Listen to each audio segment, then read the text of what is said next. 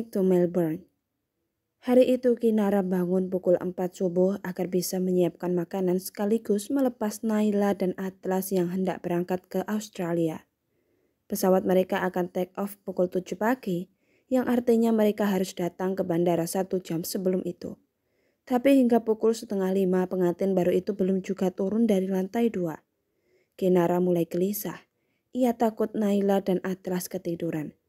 Tapi ia juga malu untuk membangunkan anak dan menantunya itu. Hingga saat jarum jam semakin merangkak mendekati angka 5, Kinara pun memutuskan membangunkan Mbak Lia. "Lia, Lia."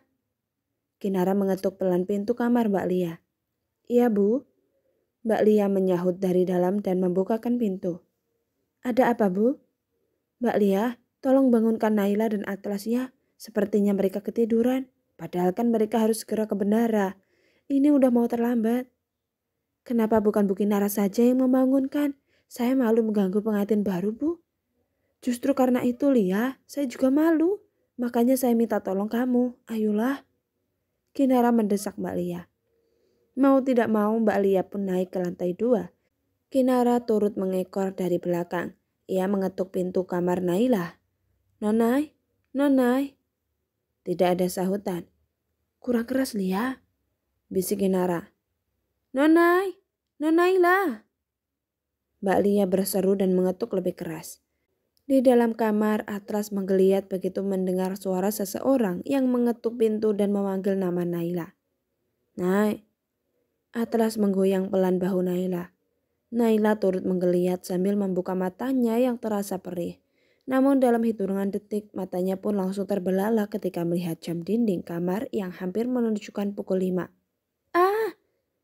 Naila spontan terduduk dan berteriak. Membuat Atlas yang tadinya masih merem pun ikut membuka matanya juga. Sementara Kinara yang mendengar teriakan itu dari luar pun langsung refleks membuka pintu kamar putrinya itu yang memang tidak dikunci. "Ada apa, Kak? Ada Mami?" Naila menjerit lagi ketika maminya itu membuka pintu. Tangannya refleks menarik selimut untuk menutupi badannya yang masih polos, begitupun dengan Atlas. Ada detik kosong beberapa detik di antara Naila, Atlas, Kinara, dan Mbak Lia. Hingga pintu kembali tertutup dan Atlas langsung melompat dari tempat tidur. Mencari-cari celananya yang entah sudah terlempar kemana. "Kita sudah terlambat, sayang," ucap Atlas dengan nafas yang memburu. Baju aku mana?" Atlas sibuk membuka lemari. "Atlas, kamu gak mandi dulu?" "Udah mau jam 5, Nay." "Tapi masa gak mandi? Kita kan habis itu." "Ais." Atlas menjambak rambutnya sendiri. Atlas bergegas masuk ke kamar mandi, tapi beberapa detik setelah itu ia melongokkan kepalanya. "Nay, kamu ngapain masih bengong di sana? Ayo buruan mandi." Iya." Naila benar-benar panik hingga tidak tahu harus melakukan apa. Ia pun keluar dari selimut dan menyusul Atlas ke kamar mandi. Sebenarnya itu adalah ritual mandi pertama mereka dalam keadaan sama-sama naked. Tapi kepanikan itu membuat mereka tidak punya waktu untuk menikmati keindahan tubuh satu sama lain. Hanya dalam hitungan menit, ritual mandi dan keramas itu selesai. Mereka sama-sama keluar dari kamar mandi, mengeringkan badan dengan buru-buru dan bergegas mengenakan pakaian. Untunglah semua barang sudah masuk ke dalam koper dari tadi malam. Atlas menyeret koper turun ke bawah. Naila menyusul dengan menyandang sebuah tas berisi handphone, dompet, paspor, dan barang-barang penting lainnya. Mbak Lia dan Kinara menahan tawa ketika melihat Naila masih membungkus rambutnya yang basah itu dengan handuk. "Mami sudah pesankan taksi, sudah ready di depan," ucap Kinara tanpa membahas apa yang ia lihat di kamar putrinya tadi. "Aku berangkat dulu, Mam." Atlas dan Naila bergantian saling pada Kinara dan Mbak Lia.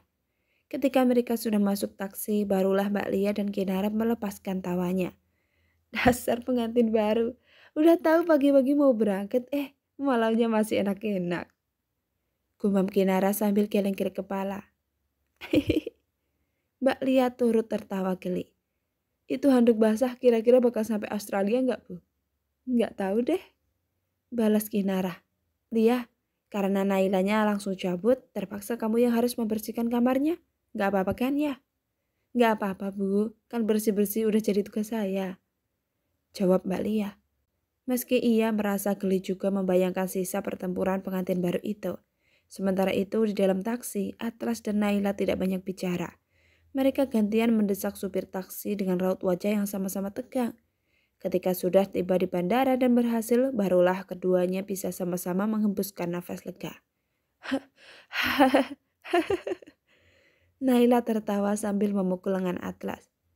Gara-gara kamu untung aja masih keburu. Lah, kok gara-gara aku? Ini gara-gara kamu sayang, balas Atlas. No, ini gara-gara kamu. Naila tidak mau dijelaskan. Kamu yang minta 3 ronde tadi malam. Shh. Atlas menutup mulut Naila. Gak usah dibongkar di sini sayang. Habisnya aku kesel, kamu bikin aku panik pagi-pagi. Naila memelankan suaranya. Mana aku masih pakai handuk begini? Oh, seumur hidupku aku gak pernah berpenampilan sekacau ini di tempat umum. Naila mencopot handuk dari kepalanya, kemudian menggulung rambutnya secara asal dengan ikat rambut. Atlas turut tertawa, menertawakan spot jantung yang baru saja berhasil mereka lewati.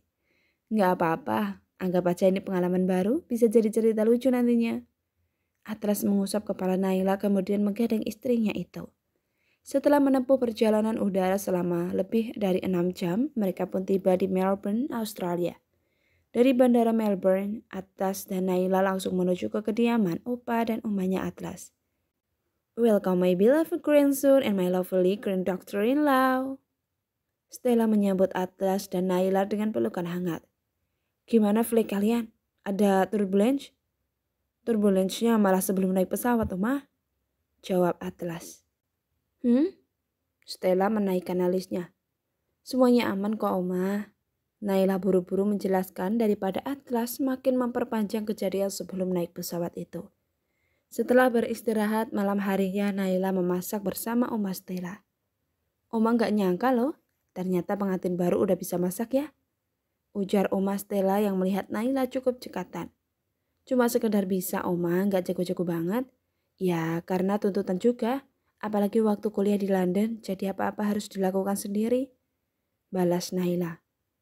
Oh, jadi Naila ya cewek yang bikin Atlas galau parah sampai uring-uringan seminggu di sini waktu itu. Maksudnya Oma? Oma, please deh, jangan bongkar-bongkar rahasia. Atlas menimpali dari meja makan. Oma, Naila mau tahu. Naila malah mendesak Oma Stella. Jadi 2 tahun lalu, cucu sulung Oma itu pernah datang ke sini tiba-tiba. Oma pikir mau liburan, ternyata cuma berhibernasi di kamar. Sampai-sampai Opa mau manggilin psikolog buat dia. Baru deh dia cerita kalau lagi galau karena ditinggal sama cewek ke London. Jelas Oma Stella. Oh gitu. Naila menggelem senyum.